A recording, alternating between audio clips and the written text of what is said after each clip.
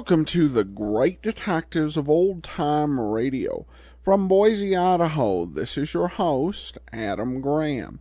If you have a comment, email it to us, box13@greatdetectives.net.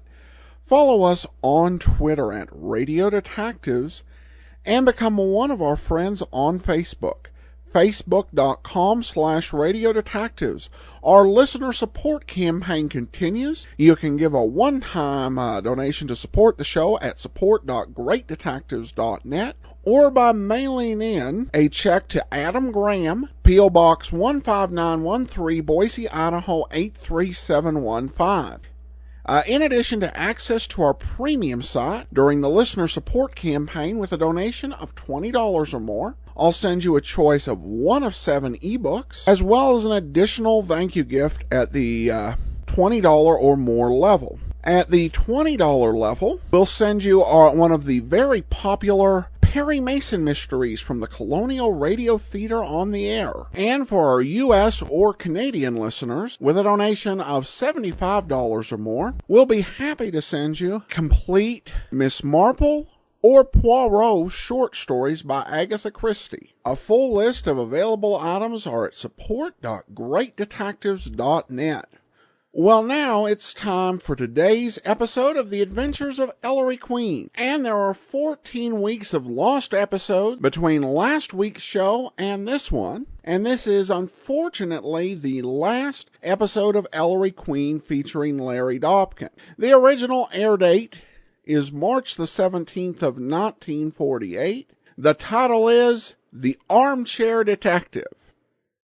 The following program is transcribed. Ellery Queen. In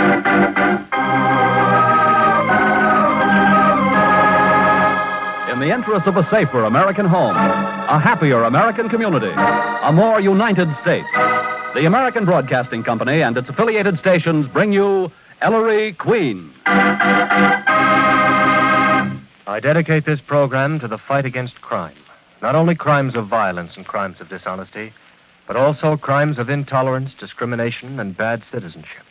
Crimes against America.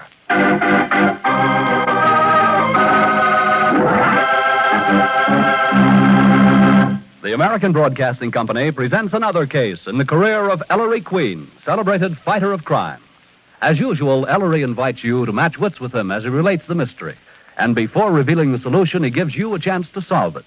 Tonight, Ellery's guest armchair detective, who will represent you home armchair detectives, is the popular Hollywood columnist, Miss Sheila Graham. And now, Ellery Queen, your host for the next half hour. Thank you, Paul Masterson. Good evening, ladies and gentlemen. You've heard me investigate crimes in just about every imaginable place. Well, our crime tonight took place in the strangest locale of all, right on my own radio program.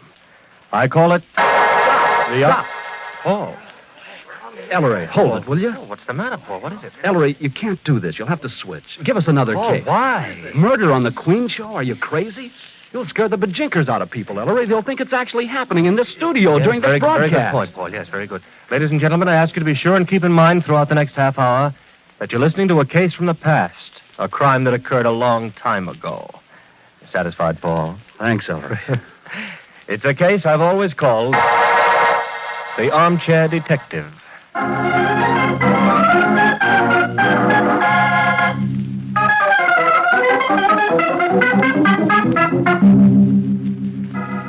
Veteran Queen fans will recall that in the early days of our radio show, as today, I invited some well-known person to come to the studio and sit in the guest detective's armchair. Then, as now, it was usually fun. But on the night I have in mind, things didn't quite go in the usual way. That night, about 15 minutes before we were scheduled to go on the air, in the studio... Everybody got the cuts? I think so. Phil, how are we on time? We'll have to pick up 15 seconds, Ellery. Oh, Go on, test that fill-up again. All right, coming, Nick. Who is it tonight? Dr. Monty McKing. Who? You know, the college professor who has his own radio show. McKing's English. Oh. Correct English crusader. That's right. Better brush up on my grammar. After you, Nicky. Thank you. Ah, here's Miss Porter again. Dr. McKing, Ellery Queen in the body. How do you do, sir? I'm almost afraid to answer, Dr. McKing. I might hang a participle or something. Darling. Oh, Rosemary, I'm sorry. My dear, may I present Mr. Ellery Queen? How do you do, Mrs. McKing? And Queen. this character is my brother and business manager, Bud McKing. Oh, hello there. I think our paths have crossed in radio, Bud. That's a small business. Say, Ellery, seeing that we're pals, how about tipping Monty off to tonight's solution, huh? Oh, sorry. And we are rebuffed. Looks like. And, yes, sorry, Elsie. My secretary, Miss Woolen. Miss Woolen. This is really a thrill, Mr. Queen. I'm a dyed-in-the-wool Queen fan. Why isn't that nice, Thank you, Ellery? Miss Woolen. Oh, Dr. McKing, we haven't too much time. Shall we go into the guest detective room? Monty's to sit in a special room, Mr. Queen. Right in here, Mrs. McKing. Oh, All right, isn't it? You see, we try to duplicate a home atmosphere. Oh, Nicky, will you pour me a glass of water, please? My throat's dry. There's only one seat here. You know, you can't see the broadcast in this room. Oh, is that so? You just hear it, as you would in your own home. Program's piped in here from the control room, Monty. You get it through that loudspeaker. Oh, how Oh, interesting. so I see, Bud. At the proper time, Mr. Queen, I take it I extemporize in that microphone above the table? Yes, Doctor. Yes, it's strictly an ad-lib spot. Immediately after my announcement on the air that I know who committed the crime, Nicky and I dash into this room from the studio, seat ourselves on the other side of the table from you, and then we hold a three-cornered post-mortem over the corpse. Not Dr. McKing's corpse, I hope. Elsie, do I detect an unconscious secretarial wish to achieve my destruction? Monty, I don't find that a bit funny. Don't come, Rosemary. But, Mrs. McKing, I didn't mean No, that. no. Ellery, we'll have to hurry. We're getting awful close to Oh, our time. right, Nicky, yes. I should explain no one's allowed in this room but our guest of the evening. So, Nicky, if you'll show the rest of Dr. McKing's party into the client's booth. Oh, certainly. This I way. thought you would be here with me. Good luck, darling. Now, if you get thirsty during the broadcast, Doctor, here's a pitcher of water right on the table. Oh, yes, thank you. Oh, Phil. Yes, Ellery? How about a quick level? Whenever he's ready. Uh-huh. All right, if you'll be seated, Dr. McKing. Yes. Thank you, and say something into the mic, anything at all. Just a voice level test.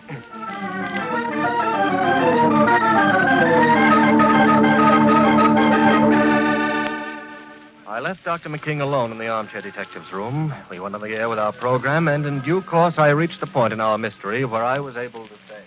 But, Ellery, do you mean to say... Yes, Dad. Now I know who committed the murder.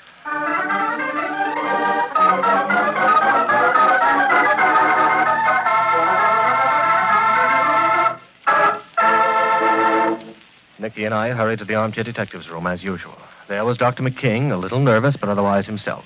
I said, into the table, Mike.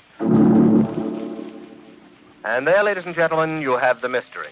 Now, let's see what our guest Armchair Detective has to say, Nicky. And tonight, ladies and gentlemen, our guest is the famous Dr. Monty McKing, founder and leading light of that popular radio program, McKing's English. All I can think of at this moment, Dr. McKing, is McQueen's ignorance. You're too modest, Ellery. You're not the worst offender by any means. Oh, you're sometimes guilty of ellipses. Is that bad, Doctor? But you usually avoid committing such truly foul crimes against our mother tongue as needless variants, irrelevant allusions, pleonasms, periphrases. Surrender. But to get away from the English language and how not to use it, Dr. McKing, I hear you're famous in a different sphere altogether. Yes. You're said to be able to whip up a mean bouillabaisse, Doctor. Oh, yes, Nicky. I am an enthusiastic amateur chef. Doesn't your wife resent it? On the contrary, Nicky, Mrs. McKing is only too happy to leave the solution of our household's culinary mysteries to me. Ah, talking about solving mysteries, Dr. McKing. Oh, dear. I find that drought has suddenly attacked my vocal cords. Simple. We'll irrigate him. Nicky, will you oblige? I'm way ahead of you, Ellery. Here you are, Dr. McKing. A nice wet glass of water. Spoiled. Thank you. Now, as soon as you're through oiling your larynx, Doctor, suppose you tell us who committed the murder in the police commissioner's office. Oh, what's the... don't let the water glass worry you, Doctor. Who committed the murder... Ellery, he's... Too nervous to speak, eh, Dr. McKing? Well, it happens to the best of us. In just a moment, I'll give you the solution to tonight's mystery, but first, here is...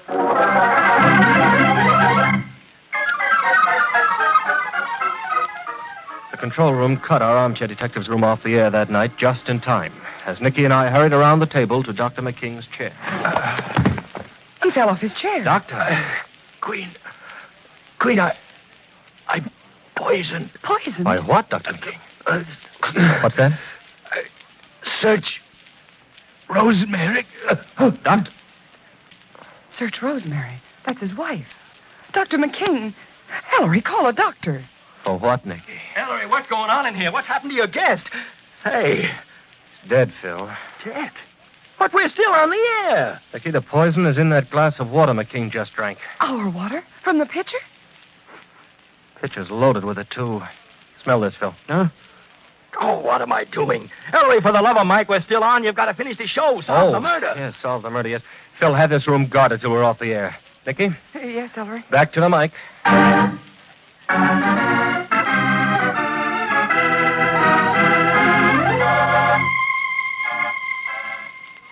I don't know how we got through the rest of the program. My mind's a blank on the whole thing.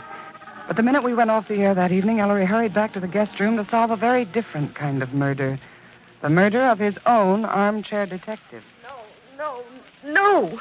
I didn't, Inspector Queen. I didn't, I tell you. Mrs. McKing, your husband's dying words were to search you. Well, you didn't find anything on me, did you? The idea of murder's ridiculous. Queen, my brother probably committed suicide. Impossible, Bud. The poison that killed him comes only in liquid form, so it must have been in a container. And there's no poison container of any kind, either on Dr. McKing's body or in this room. Inspector. Really? I found it. The bottle's empty, Inspector, but smell it. This is it, all right. Sergeant, where'd you find that bottle? On the floor of that glass-enclosed booth where Mrs. McKing, Bud McKing, and Miss Woolen were watching the broadcast, Maestro. The client's booth? Oh, Nicky, feeling better? Oh, yes, Ellery. Oh, no one else was in that booth, Inspector, just his wife, his brother, and his secretary. Sort of simplifies it. Ellery, you sure the water in this pitcher was okay when the McKing party first came in here with you and Nicky? Before we went on the air? Positive, Dad. Oh, Inspector, Ellery drank a glass full of it himself. So one of these three dropped the poison into the pitcher before Miss Porter escorted him out. And disposed of the empty bottle in the booth, huh? Afraid we forced the poisoner's hand, Nicky, by sending them into that booth. Mrs. McKing, it looks as if your husband had noticed you fooling around with that pitcher. If Monty had seen me drop poison into the water, would he have drunk any of it? Rosemary's got a point there, Inspector. He probably didn't get the significance of what he'd seen until he realized he was poisoned. But when he does realize it, he says to search you for the bottle, Miss. But why should I murder Monty? I loved my husband. I loved him dearly. Life won't be the same. I'll say it won't. Miss Woolen. Oh. What do you say? Nothing. What did you mean, Miss Woolen? Yes, go on, Elsie. Say it. All right, I will. Dr. McKing was the kindest husband in the world to her. And all she cared about was money. Money for clothes and furs and jewelry. And when he had to close down her charge account, she poisoned him. Out of revenge. Huh, Miss Woolen? No, for his estate. His will leaves everything to her. That's why Mrs. McKing poisoned him. For his money. Well, Mrs. McKing? What can I say, Mr. Queen, that I'm innocent? I've already told you that a dozen times. True, I've been extravagant, and I was angry when Monty clamped down on me, but commit murder for money? The man I loved? Ellery, come out with me a minute. Oh, yes, Dad. Shut the door. Well, shut it. It's shut, Dad. Oh, these blamed radio doors. What do you think, son? I don't know. The king did put the finger on his wife. Well, may have been no more than a stab in the dark, Dad. Certainly not enough to hold her on. I think I'll send her home and have Beely gumshoe the house on the QT. Might send Nicky home with her, too. Good idea, Dad. She could snoop out information where they wouldn't give us time of day. Oh, blast it. Sure, but what? Well, Dad, ever since McKing said search Rosemary, I've had the weirdest feeling That he meant something else? I don't know. I had the feeling there's a clue I've missed or forgotten. A clue that ties in with McKing's dying words. Maybe something that happened during the... Of course. You've got it? No, Dad. No, but I know where I can get it. Talk sense, son. Well, they always make recordings of the Queen shows, Dad. Now, you go ahead with your plans. I'm going to take a recording of tonight's show home and play it back. All night, if necessary. To spot that... whatever it is.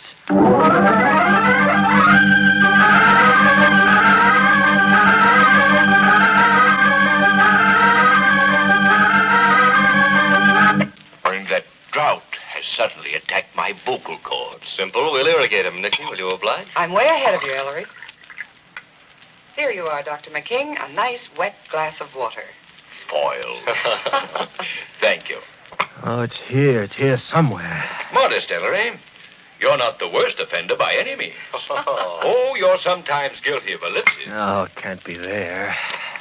Variance, irrelevant allusions, Pleonasm? Said to be able to whip up a mean bouillabaisse, Doctor. Oh, yes, Nicky. I am an enthusiastic amateur chef. Doesn't your wife... Wait a minute, chef. On the contrary, Nicky. Chef. Mrs. McKing. Chef, can it be that... Amateur chef. Doesn't your wife... That's it.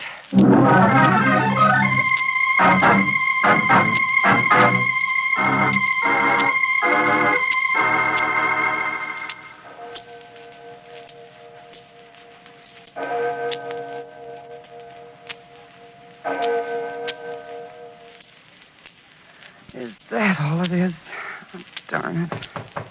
Who's that? Who is it? Miss Porter? Bud McKing? Yes. When I come in? Wait a minute. What do you want? I saw the light under your door. I've been reading.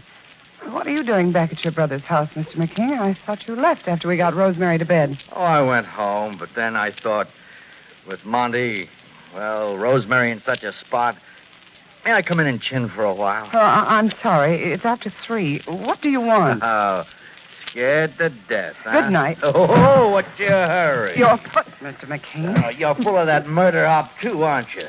And it's even made you afraid of me. Please take your foot away. I want to go to bed. Don't think Ellery's pulling the wool over my eyes. You're a spy. He planted you here. Let go of the door. Monty wasn't murdered. It was suicide. You've been drinking. Get out. I know what you think, that I'm in love with Rosemary, that I killed my brother to get his wife. If you don't go well, away... it's a lie. There's never been a thing between Rosemary and me. Not a thing. Sergeant Veely. Sergeant. Are you still down there? Oh, Miss Porter, what's the matter? Oh, nothing, Sergeant. I just want to make sure you were there. Everything okay up there, Miss P? Well, yes. I tucked Rosemary McKing into bed by at 10:30, and Miss Woolen went to her room hours ago. You sound shaky. You sure everything's all right? Oh, well, Sergeant, Bud McKing just came back to the house. I know. I saw him go in. But he didn't try to sneak in, so... Hey, maybe I better come in and dad it. What was that? Huh? Oh, for heaven's sake. What's wrong now, Miss Porter? Don't you hear it, Sergeant? Sounds as if someone was breaking up the house. I better go see what's the matter. No, wait till I... Downstairs. Funny. It stopped.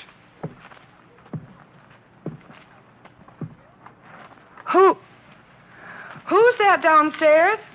What happened? Where's the dickens is the light? Ought to be around here.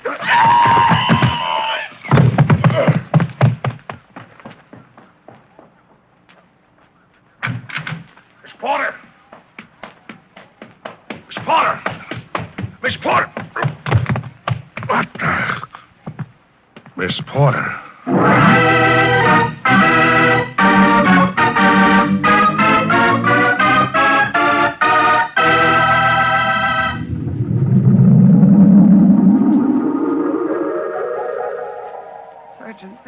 You're okay, Miss Porter. Oh. See, the inspector's here. He just came. How you feeling, Nicky? Inspector Queen. She's still groggy. I was upstairs. Well, you're downstairs now, Nicky. Bealey carried you here from the upper hall where he found you. Out cold. Then he phoned me at headquarters. I'd been working late. Oh, what's the matter with my head? Somebody used it for target practice, Miss Porter. Oh, well, they scored a bullseye. Oh. Who was it? Who did it? Bealey was too late, Nicky. But it's somebody who was in the house. I checked right away, but the 2 women were in their room sleeping, or making believe they were sleeping. And I found Bud McKing on a couch in the upstairs hall, snoring off a load. We've got him locked in separate rooms. Dad. Ellery, where the heck have you been, Maestro? I tried calling you at home, but no answer. Must have been on my way over here, Sergeant. Nicky.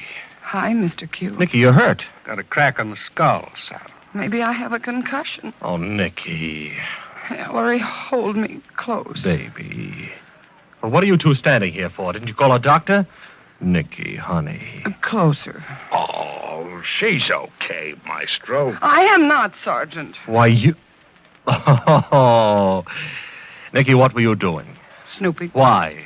Well, I heard someone going berserk in some room downstairs. Really? By the time Nicky got out into the upstairs hall, it was all over, and she bumped into whoever it was in the dark. He grabbed her. Downstairs, the kitchen, wasn't it? How'd you know? I want to see it. Which way? Come on.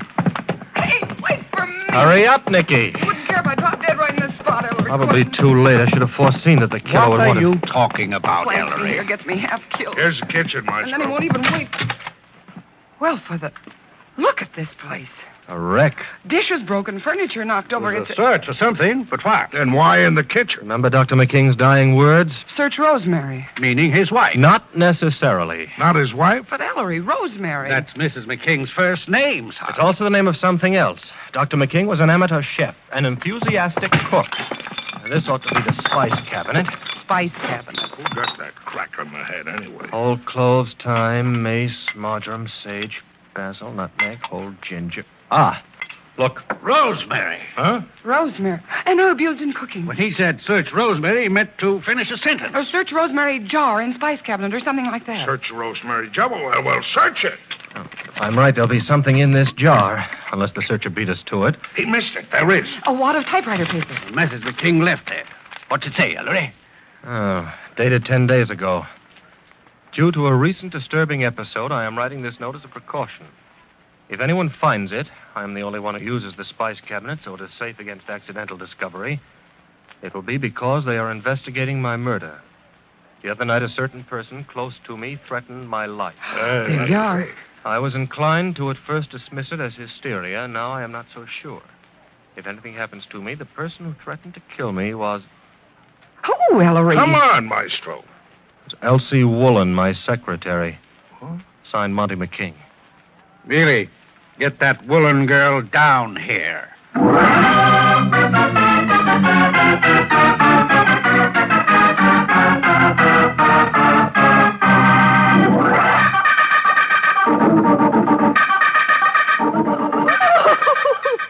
And it is true, Miss Woolen. Yes, but You did threaten Dr. McKing's life. Yes, but I did. Why did you threaten him? Come on, why?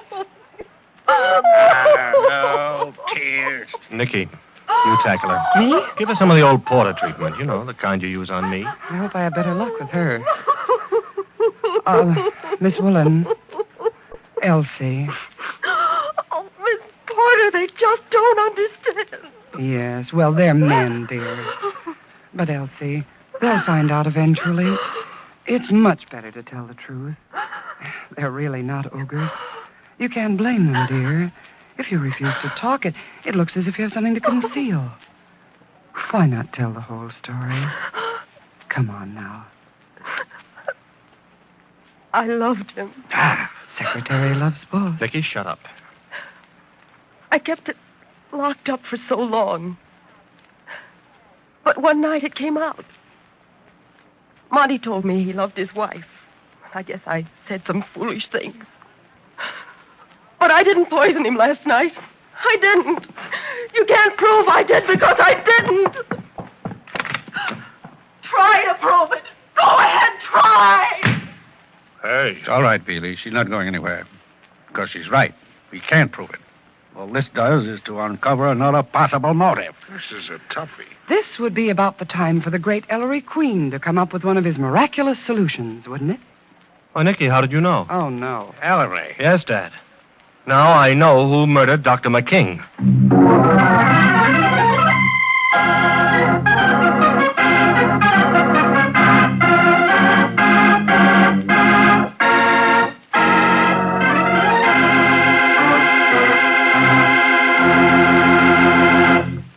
And there, ladies and gentlemen, you have the mystery. Now, suppose you home armchair detectives and our guest in the studio compare solutions. Nicky? Ellery, I'm happy to introduce the charming proprietress of one of Hollywood's most popular syndicated columns, Miss Sheila Graham. Good evening, Miss Graham, and welcome to the armchair. Thank you, but after listening to your mystery tonight, I'm a little worried about occupying this post. Oh, you have nothing to be afraid of. Perhaps you'd like a glass of water to help you relax. Heavens, no! That's the last thing in the world I'd want. Well, I can't say that I blame you. But now suppose we get down to business. Tell me, who do you think is the criminal in tonight's story? Well, it's very complicated tonight. I'm sure. But I think Miss Woolen, the secretary, did it. I see. And You your see, reason? it was a very subtle murder. Mm-hmm. It takes a smart girl to murder a man like that, and took a lot of preparation. Secretaries are usually rather smart, and she knew this man. She knew that he might get thirsty. He obviously got thirsty very often in his office. And also he said that somebody very hysterically threatened his life previously. You mean in the note he left? Yes, in the note he left. And she was a very hysterical woman, so I think Miss Woolen did it. Thank you very much, Miss Sheila Graham. We'll find out in just a moment if your solution is correct. Now, here is Paul Masterson. A second great war has in the not-too-distant past drawn to a close. The magnificent self-sacrificing work of the International Red Cross will long be remembered. At home, the American Red Cross has always been on the job whenever disaster struck, whether it was a tornado, earthquake, fire, or flood. It is our duty and our privilege to help make the 1948 Red Cross campaign the best ever. The quota is set at $75 million. By giving to the Red Cross, you are giving directly to your relatives and friends in the armed forces and here at home. Let's make 1948 the banner year in donations to the American Red Cross.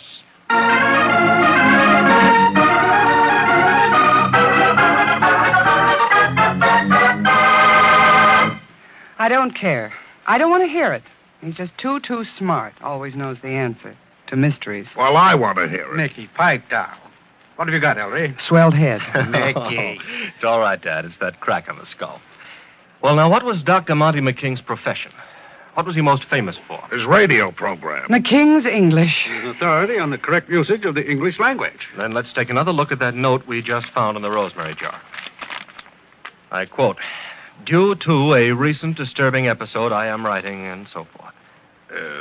Something wrong there, Maestro? Well, Sergeant, "due to" in that sentence is hopelessly incorrect. Oh, it is, huh? It should read "because of a recent disturbance. I'm writing," and so forth. "Due to" can never be used adverbially. Is that so?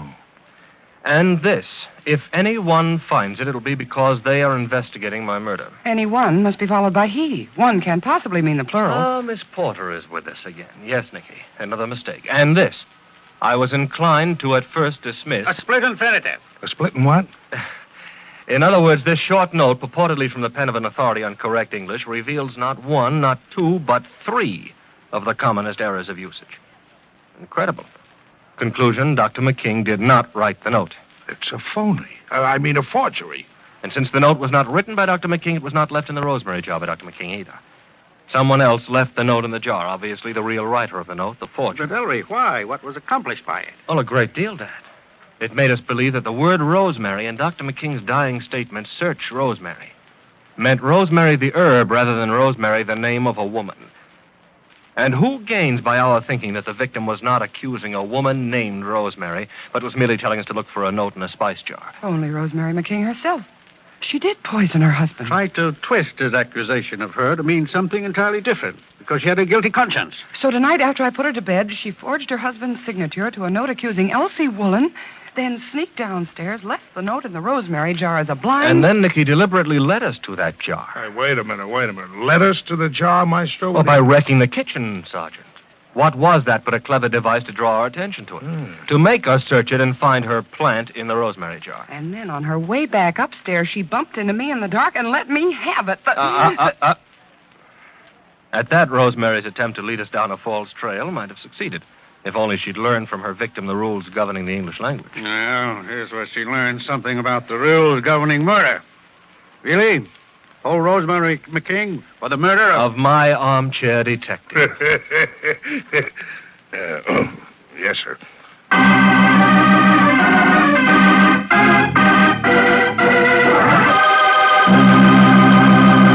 And there, ladies and gentlemen, you have the solution to our mystery. Thank you again, Miss Sheila Graham, for serving as our guest armchair detective this evening. As mementos of the occasion, I have for you a copy of my latest mystery anthology, The Queen's Awards, 1947, and a subscription to Ellery Queen's Mystery Magazine. Ah, Paul, feeling all right? Well, I guess we're okay. There have been no calls yet asking if our armchair detective's really been knocked off. And what are you worried about? Among other things, Ellery, next week. And never mind about next week. What's the matter, Nicky? What gives next week that it darkens the fair brow and brings lightning into those beauteous orbs? Why, Paul. Well, it's nothing, Nicky. I guess you bring out the poet in me. Paul. Nicky. Remember me? Go away. Not you, Nicky. Yes, I remember you, Ellery Q. I remember that female, too. What female? Nikki's referring to next week's problem, Paul. I'll say she was a problem. What was her... its name, Ellery. Well, you were right the first time, Paul. I call her... it. The Farmer's Daughter.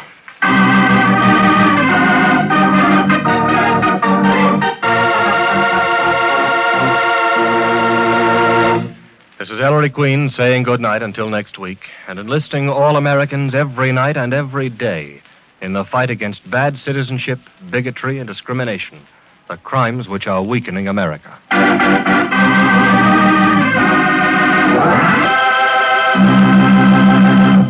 All names used on this program are fictitious and do not refer to real people, either living or dead. Among the members of tonight's cast were Larry Dobkin, Herb Butterfield, Kay Brinker, Alan Reed, Joan Banks, Bill Johnston, Charles Seal, Ann Morrison, and Joe Kearns. Music was by Rex Corey, direction by Dick Woolen, entire production under the supervision of Ellery Queen. Now, a listening reminder. For a hilarious combination of spring fever and spring house cleaning, listen when Willie Piper's spring fever combats his wife's feverish energy on Tales of Willie Piper tonight. The preceding program came to you by transcription. The best time to plan for the future of your children is when they're small. That's the time to set up a nest egg for their education, and your banker will tell you that the best way to do it is to put the money into United States savings bonds. So set up that education fund now in United States savings bonds. This is ABC, the American Broadcasting Company.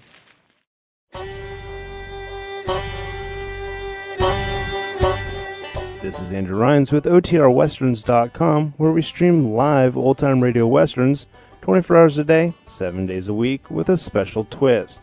You select the tracks that get to be played. We've got 1,000 different episodes from shows like Gunsmoke, Tales of the Texas Rangers, Escape, Gene Autry, and many more. Come check us out at OTRWesterns.com/live. Again, that's OTRWesterns.com/live. You're listening to The Great Detectives of Old Time Radio with Adam Graham, and now let's get back into the show.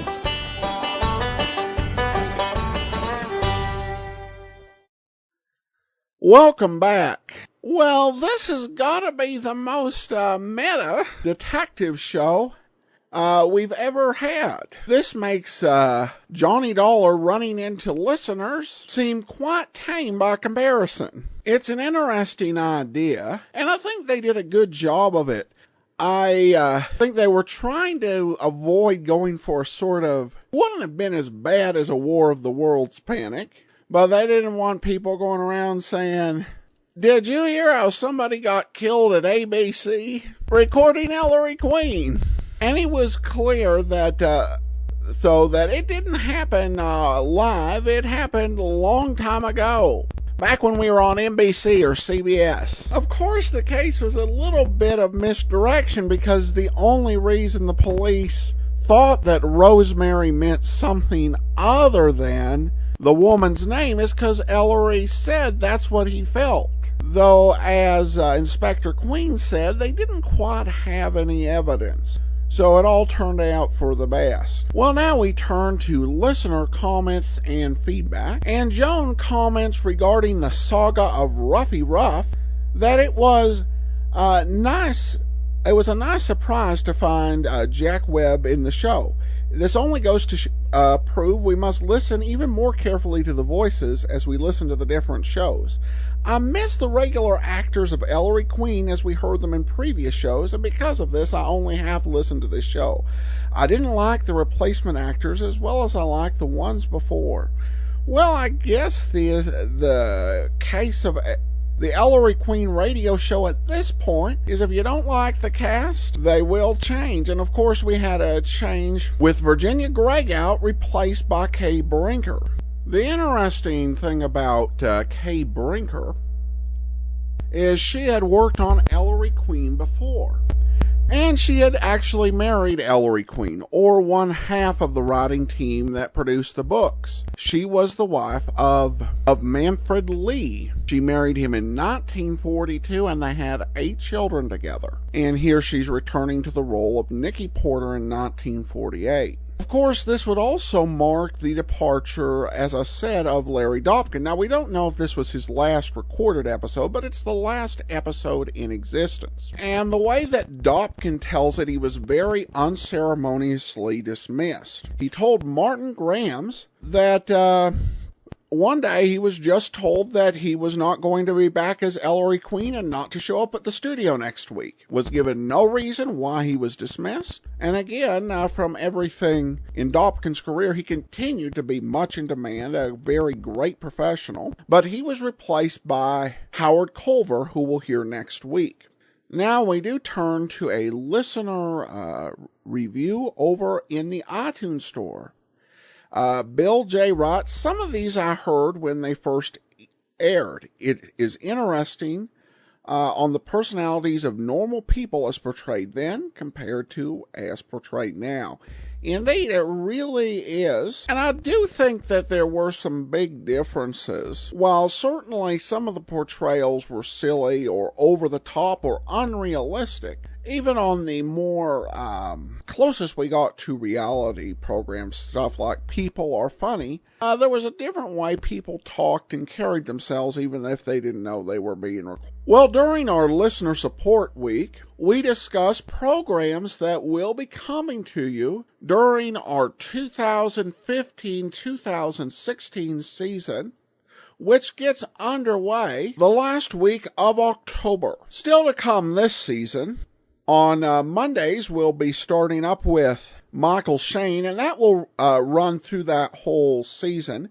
On Tuesday, we actually have two more series we're going to introduce in the 2014-2015 season, with Hearthstone of the Death Squad and Crime Files of Flamand. For those of you who love Basil Rathbone, he'll be back, though not as Sherlock Holmes. He'll be starring in Tales of Fatima for 2 weeks, and then I know a lot of people have asked for The Shadow, and I've explained the program status. We just can't bring it to you. However, we are going to bring you a show that's very much like The Shadow. In fact, it stars one of the actor, Mr. James Monks, who starred in Mr. Moto. And I thought that it was a supernatural show, but as I listened to it, it turned out to really be a detective story with a little bit of a shadowish element thrown in. And I thought, this isn't something we should do as an extra. This is something we should bring to the great detectives. So we will bring you The Avenger, then the ABC Mystery Theater featuring Mark Saber and Defense Attorney, and finally, The Private Files of Rex Saunders. These are all fairly short series, with the exception of The Avenger, but I trust you will enjoy them. All right, well, that will do it for today. Remember to support our listener support campaign. And if you do support the program, among the optional thank you gifts available, at the $50 level, we'll send you your choice of any Poirot or Father Brown release from the BBC. And at the $100 level, we will gladly send you Poirot's Finest Cases, featuring 8 BBC Radio 4 Poirot stories, full cast, fully dramatized by the BBC, and that is with a donation of $100 or more. Full list of available items are at support.greatdetectives.net, and you can give monthly at patreon.greatdetectives.net. Well, we'll return tomorrow with The Adventures of Philip Marlowe, and we'll let you know what programs will be coming to Wednesday, and you want to be sure and listen. In the meantime, send your comments to box13@greatdetectives.net. Follow us on Twitter at Radio Detectives and become one of our friends on Facebook. Facebook.com/Radio Detectives. From Boise, Idaho, this is your host, Adam Graham, signing off.